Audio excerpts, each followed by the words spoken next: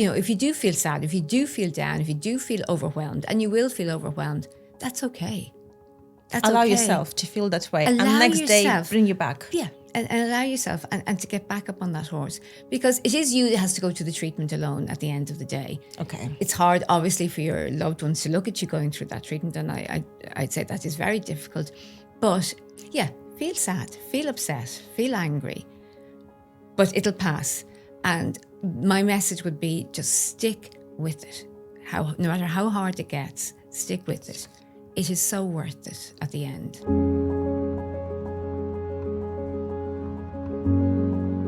Welcome back to my podcast. I'm Tanya Corless, and today we're going to talk about so serious topic.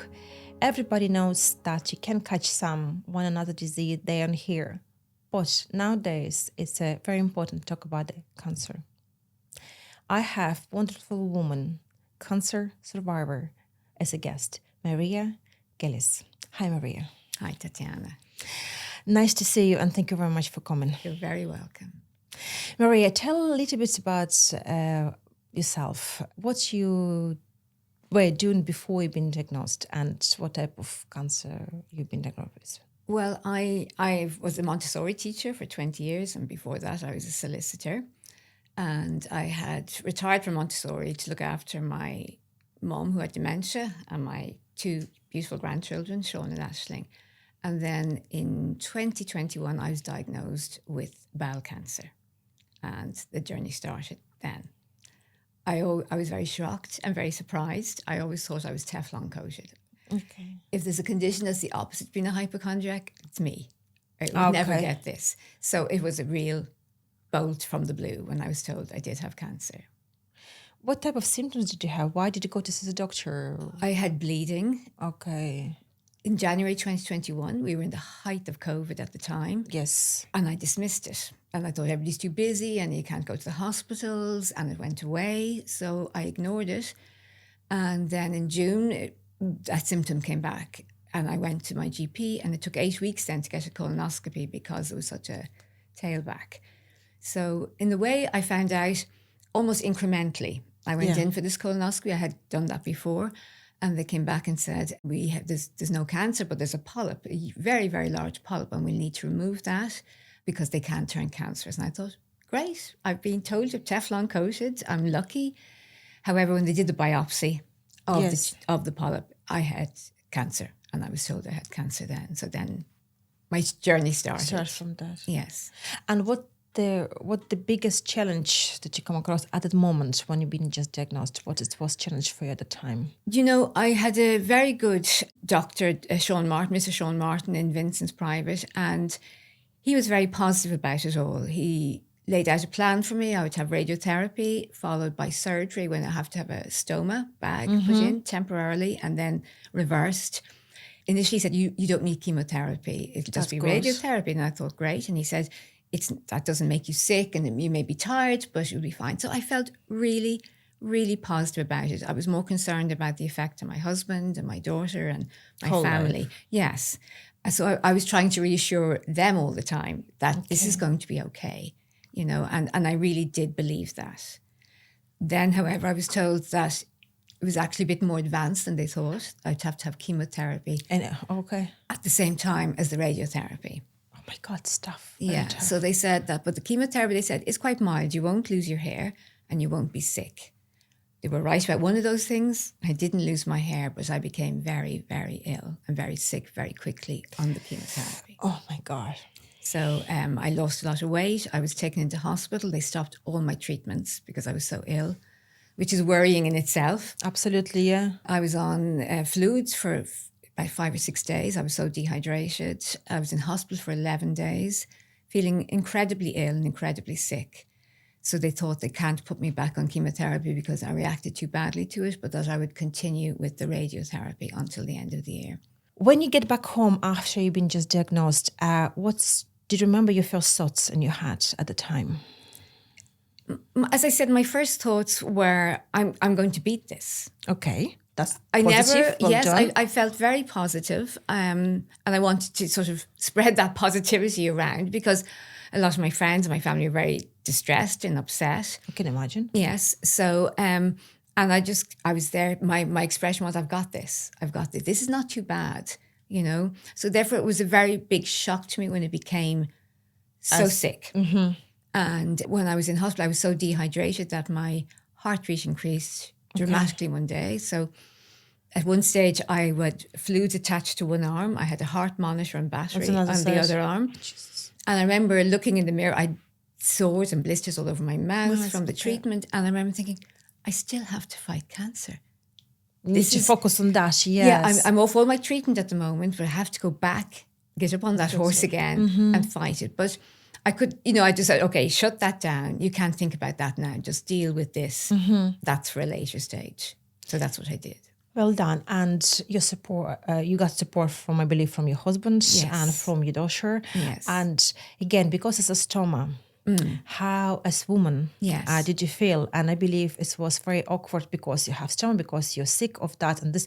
But if thinking, I will think about that myself, to be honest. When you have a husband who helping you to go through all this kind of a stage, you still think about how you look like as a woman. It's important for us. Yes. So how did you get through all kind of this moment for yourself? Mentally, I would say it would affect you. I think because I knew it was a temporary situation, I actually coped very well and coped fine. We had very good nurses, very good support, would come out to my house every second day to make sure everything was working fine. I got to handle it quite well. If I thought it was permanent, I would have a very different outlook. But it was fine, and it did restrict what I could wear to a certain extent, But again, it was temporary. So I was happy enough. But I was very happy when it was reversed. I can imagine. So absolutely. Yes. When you get all this treatment, and the first treatment being just basically finished, whatever, it's 3 weeks. So you back home, you have to look after yourself on a different level. So what's next steps happen to you? When I came back home, I had to go every day for radiotherapy for another 2.5 weeks. Okay. And that made me sicker and sicker all the time. So I had lost a huge amount of weight. I couldn't walk up the stairs unaided. I was very, very weak, very, very fragile. I couldn't see anybody because of danger getting COVID as well. So I was very restricted. So that was hard. And I do remember my last treatment for radiotherapy. I went into the radiologist, and he was looking at my file, and he said to me, I've never known anyone as healthy as you get as sick as you on your treatment. Oh my God. And I nearly cried because I thought he's acknowledged it. He's acknowledged how sick I am. And I was saying, do I have to, will I have to stay like this until the effects wear off? And he said no.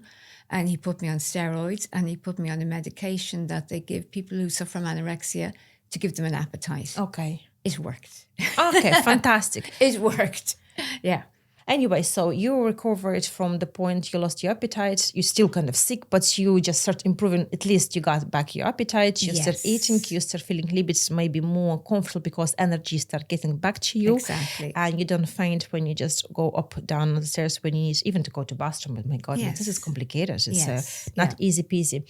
But I believe when you had the nurse over in your house, or when you're visiting to see the doctor, so they probably recommend you to look at maybe some sources like a book, maybe any, websites where you can get this information just to understand better, or maybe where you can get information how to recover quicker. Yes. So can you share? Yes, definitely. When you go in for each stage of treatment, both the radiotherapy and the chemotherapy, you're given the booklets, very comprehensive booklets on everything that's happening. The same with the stoma. There's also a stoma nurse down there that goes through every process. So you get all of that information.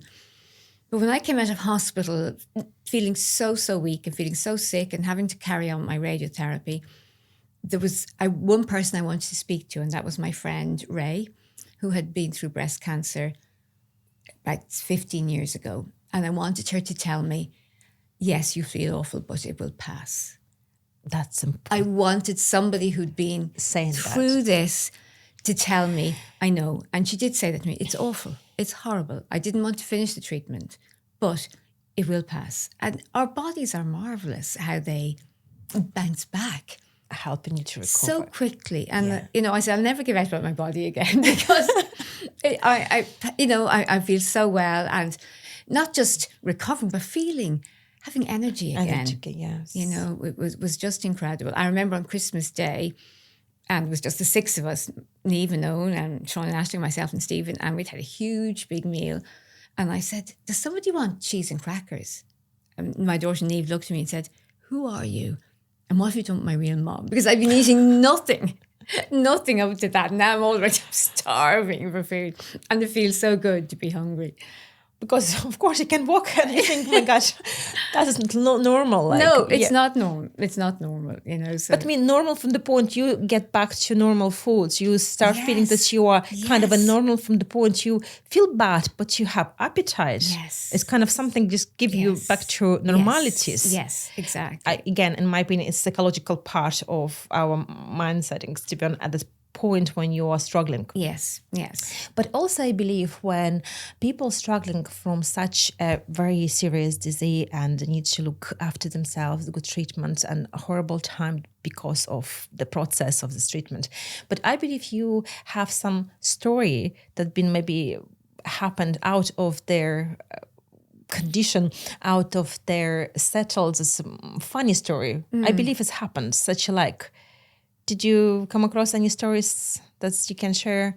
That's maybe to know when you're struggling and something happened, unusual way, and it's, oh my God, could be worse. But you're laughing because I know it's true. Like there are some stories. My husband, 2 years before me, had been diagnosed with this symptom called smoldering myeloma, which is a precursor to multiple myeloma, which is a quite serious blood cancer. Now, thankfully, it hasn't advanced at all. Okay. And at one stage, he was driving me down to my radiotherapy treatment. Then we were driving up to the Beacon to meet his consultant. And we just started laughing in the car. We were saying, what are we like? Seriously. You know, going from one, and we were able to laugh at it. You know, we really were. But it's good, again, good sign. It's a positive sign that you're laughing. This means life is still going around. And we could do that. And we were in with his consultant as well. And Stephen said, well, Maria's been having treatment. And I said, it's all about me now. So I said, forget about you. Forget about you. Yeah, it's all about me. And thankfully he's very well, you know. So that's... Yeah. That is actually important when you have such a supportive family, like your husband who was able to be just right beside you, and even he made you laugh eventually. He did. He was amazing. He, beyond amazing. And my husband, my daughter were so strong, and my friends and family, you do sit back and think, how just give you this fortunate I am. People couldn't have been kinder, That's the thing I took from that cancer, how lucky I am to have the family and friends that I do. Everybody was just wonderful. And to this day, they still are, and, still rejoice with me when I get my clear scan and any excuse for it, for a drink. Okay, that's actually more, I had another question to ask you about positivities, because I do understand when you're suffering and today you're probably okay, but tomorrow could be low below and you thinking, oh my God, I'm not able to go through and complete my treatment because whatever the reason. Yeah. And this positive thoughts, vibes came only from the family, or you was maybe to do or try to do some meditation or some such like to keep you on this kind of a level where it can be make yourself feel comfortable. Yeah, yes, that's true. Like at the start, when I was diagnosed, I thought, well, I've no control over the cancer and I've no control over the treatment I have to get, but I have control over how I'm going to react to it, how I'm going to be when I hear that diagnosis. And my reaction was going to be positive. It's going to be a positive reaction. And that kept me going until I got very sick. And it's hard to feel positive when you are at your lowest ebb. So I'd say to people, if you do feel sad, if you do feel down, if you do feel overwhelmed, and you will feel overwhelmed, that's okay. Allow yourself to feel that way. And next day, bring you back. Yeah. And allow yourself and to get back up on that horse, because it is you that has to go to the treatment alone at the end of the day. Okay. It's hard, obviously, for your loved ones to look at you going through that treatment. And I'd say that is very difficult. But yeah, feel sad, feel upset, feel angry, but it'll pass. And my message would be just stick with it. no matter how hard it gets, stick with it. It is so worth it at the end. Because you will feel better and better every day. And today, it was happened 2021, right? Yes. Today is basically 3 years as being you survived after being diagnosed. So how your own outlook change on life that you had before and what life you have now? Well, I think like anybody who has come through that ordeal, you want to live life and grab it with both hands and get as much enjoyment, because life is so precious. I've always loved my life. I've always loved the life I had with my family, with my friends. I'm a very happy person. And yet I have a guilt complex. I know this sounds really strange. I know a lot of people were praying for me, and I got mass cards and I got better. And I think, well, why am I getting better and not the 8-year-old child in Crumlin or the young mother with the babies? I don't know, that's a vestige of my Catholic guilt coming through. But there is always that slightly uncomfortable feeling that I survived, and I think somebody maybe more worthy didn't. I'm grateful, but I do have that feeling all the time. That's amazing. That is amazing. To be honest, Maria, and based on that, I would like to share the story that happened to me when I did go home. For last 4 years, I didn't go home, okay? And this is time, because it's a COVID, whatever happened, and this was last winter time, I did go there. I met my neighbor. We did go together to school, and she got a child recently. Like, she is how old is this girl now? She will be 2.5, maybe 3 by now even. And the time when she has burned, she's been diagnosed with, not in the year time, in the year time she's been diagnosed with brain tumor. And to be honest, like, when I listen to your story, you as an adult knows, because you get your lives to know wonderful life, and then you grow one person, emotionally, physically, and you do understand what's happening.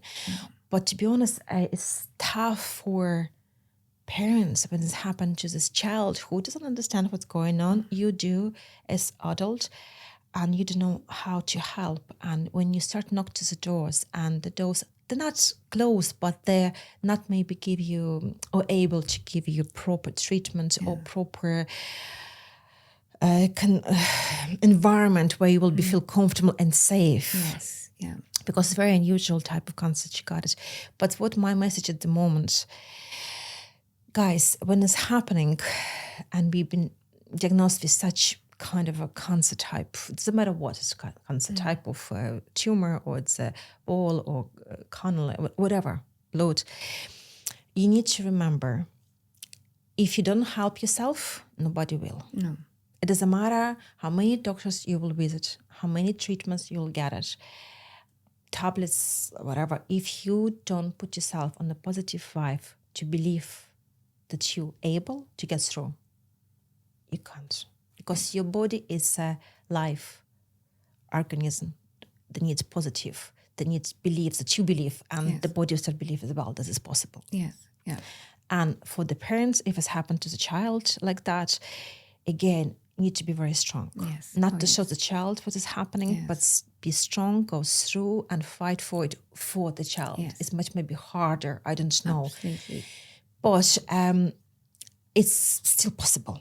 Yes. And by now, today, child doing so well, by the way, and gets through all kind of, not chemo, not radio, but only target treatments. Okay. What they found it. Yes. But thanks God, at the moment, everything under control. That is, again, try to bring the positive vibe. Yes. And can you share about important lesson that you learned when you get through all this kind of a journey? Yes, I think I learned I'm stronger than I thought I was, and I felt good about that. I also learned that, and I want to stress again, that the love, the outpouring of love, the outpouring of support I received from so many people, and people I hadn't heard of in years, was so life-affirming. It really does help. It really does help. My friend Grace, because she knew I wasn't eating, would make homemade soup. every day, just leave it on my doorstep and go away, you know, because I wasn't able to see anybody at that stage. So, yes, I really appreciate that. As I said, I've always loved my life, but I realize how rich it is. And the richness in it is the people in it. That's true. Yes, it really is. It's the most important thing. And I was very grateful that it was me that was sick, that it was not Stephen or Niamh or my Sean or Aisling. Yes, that's true. That to me was always my blessing, you know, and that's why I felt so much for them. So I was so happy that it was them. And as well, my grandson Sean, he's nearly 10, Aisling is 7. And I knew I had to see them grow up. I knew I had to be part of that life. And that was always a beacon. That's important. Yeah. Oh my God. That was my beacon to aim towards that. And I remember on Christmas Day that day, Sean came over and sat beside me and he said to me, Nanny, are you better now? Oh my God, so sweet. And I said, I am. And they were making me cards and pictures. So all of those things serve to make me realise how lucky I am and not to sweat the small stuff. That is important. Yes, Oh my God. it is. And we still do it. I still catch myself doing it and try to give myself perspective. For this. Yes, yeah. I remember when not the first time I met you, but one day you came up and we had a party with the girls. And I remember you were sitting and sharing the story that you come across the cancer. I was thinking, am I heard correctly? Because when I look at you, I was amazed how beautiful you are. You're stunning woman, honestly, classic woman. Anyway, I admire you a lot. And then this woman sitting just talking, I get through, just kind of recovered.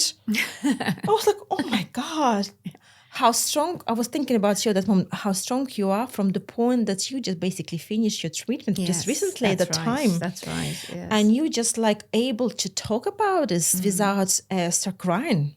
Because I was trying to put on myself, probably I'll be just, oh my God, all the kind of, all the tears, all this is... rank nose. And yes, I was impressed about that. Yes. And the way how you talk about it, how you explain to the girls in very delicate way.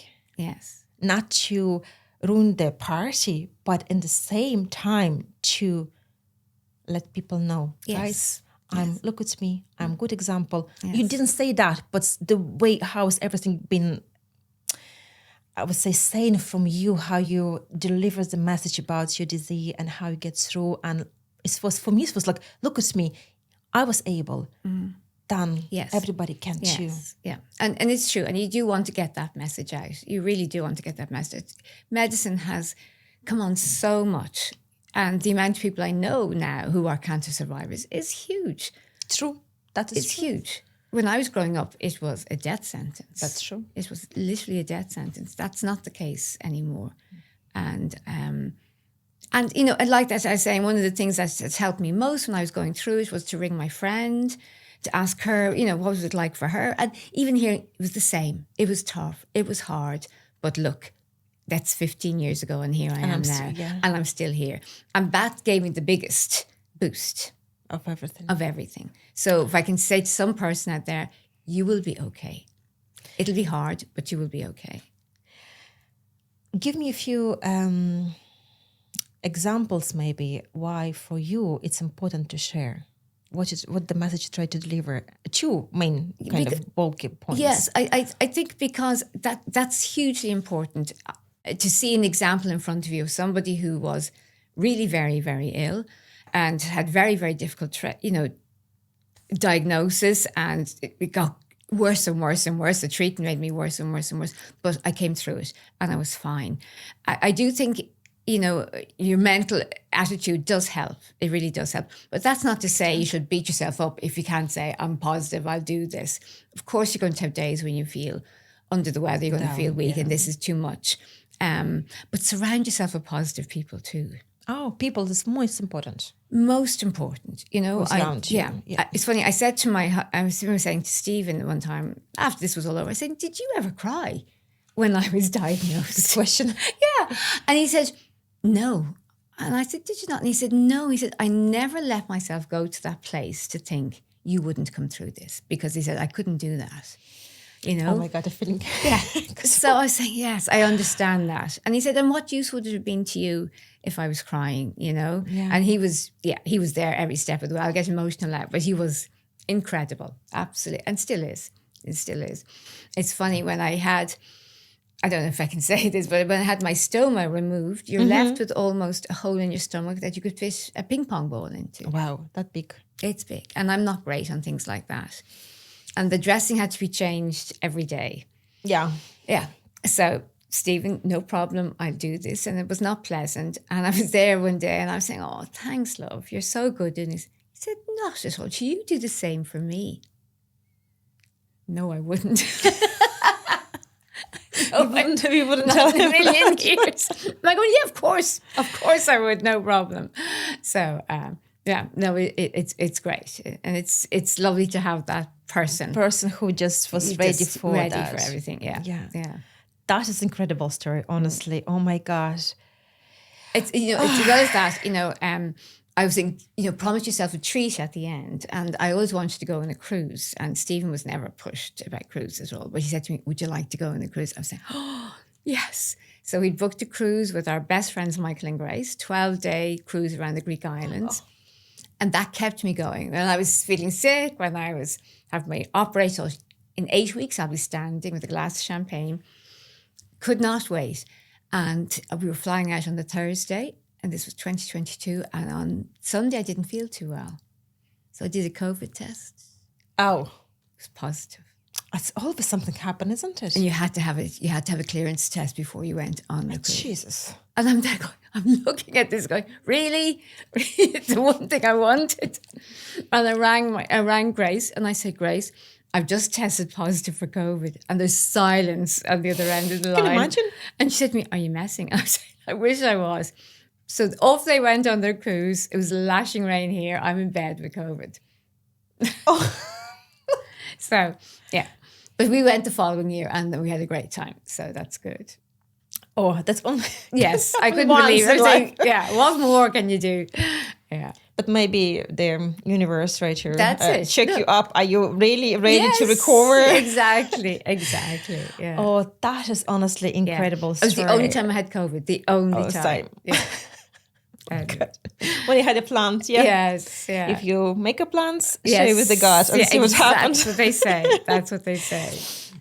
I believe people who just been diagnosed with something such like would love to hear what's main advice you can give them. Just look, they just left their doctor. Yes. And they're back home. What they have to concentrate, what will help them to bring them back. I think, first of all, to look for support and to look for help. And people are more than willing and happy to help as well. As I say, surround yourself with positivity. You don't want everybody coming up and crying on your shoulder. That's the last thing you want. Even though I'm sure people are emotional. I know when it's happened to friends of mine, I'd be emotional, but not in front of them. That is important. By the way, that is important. Yes, I think because you end up comforting them. Yes. So I think, if you get your friends to be positive, people feel positive around you, and look for whatever help you need when the time comes, because everybody is more than willing to shop or collect something or leave food, and accept all that, because you'll be grateful for it at the time. As well as that, it's just... if you can get into your mind that, okay, I have this ahead of me, I'll get through it, it's going to be tough, but I'm going to keep going. And that's, I think, the most important thing. As well as that, I think to have a good relationship with your doctors help as well. And I had very good doctors looking after me. That's and not important. Only the doctors, but the staff and the radiology, in the chemotherapy. They're very kind people. They're obviously used to dealing with all sorts of situations. Yeah. I remember when I was waiting radiology for my last one, a woman was just coming in for her first one and she was very, very nervous. And she was asking, so I went over to her and I said, they will put you so much at your ease. They are so kind to you. They will chat with you. They know my name. I come in every day. And I said, you'll be fine. So even to say that to her, you could see her relax a bit, So we need to hear these things. It's important. True. Yeah. But what's... I believe not many people will come across all the situation, but sometimes I believe it could happen still. Like you've been diagnosed with such a serious disease, you need to find the energy and time how to fight and positive vibe as we talk about it today. But sometimes probably you can come back home and your environment not welcoming. Because whatever happened there, they're not maybe taking this so serious, maybe because they're fighting with their own things, that's why they're not paying attention to you. What people should do at that moment? I think that's very hard. If you are in that situation, get it's support hard. basically at home. But there are great support groups. There's ARC, which helps families with counselling. There's also the Cancer Society itself, organised things like going for a massage or, that's brilliant. That's really good. Or talking with other people. And my friend Grace Owens, she has set up a charity called Tennis for Cancer, and she's raised a lot of money for that. So I like to be able to support anything. I'm not actively involved, but if there's anything like that comes up, I'm more than happy to support them. That is brilliant to know. And now, to change a little bit our subject from such a serious note to a funny note. It's just for fun. To break our serious conversation to bring maybe positive notes. But to be honest, we talk about the positive only. But again, just to say, look, we can laugh after all this. So I'll give you 5 names of their Irish celebrities. Then you have to compare those names from your point of view, your association with sea creatures. Called this way, So I'll show the picture, a reminder for you and for our audience. So the first person is Colin Farrell. Oh, that's wrong. Sorry. Oh, yes. Colin Farrell. Yes. Second famous person is Liam Neeson. Okay, yes. And then Gillian Murphy. Oh. Everybody knows him. Yes. Pierce Brosnan. Yes. And Brendan Gleeson. Yes, okay. So from your point of view, you can compare them. Like, for example, seahorse, jellyfish, starfish, shark, or crab. So from your point of view, Colin Farrell would give you association with seahorse, jellyfish, starfish, shark, or crab. Shark. Liam Neeson, seahorse, jellyfish, starfish, or crab. Starfish. Wow, interesting. Gillian Murphy, seahorse, jellyfish, and crab. Seahorse. Why? It's just so elegant. Interesting. Then Pierce Brosnan, jellyfish, crab. And Brendan Gleeson. Well, he has to be I love Brendan Gleeson. He's a jellyfish. Yes. I love it. Yes. Maria, thank you very much for being here. Thank you very much to share your stories, because your story is incredible, and you're an incredible woman who fight, and you're a survivor, and you're happy to share with your experience to help other ones. Thank you so much, Tatiana. Thank you very much. Thank you very much for staying with me. Thank you very much to follow me, support me. I'm Tanya Corless. See you next week. Bye.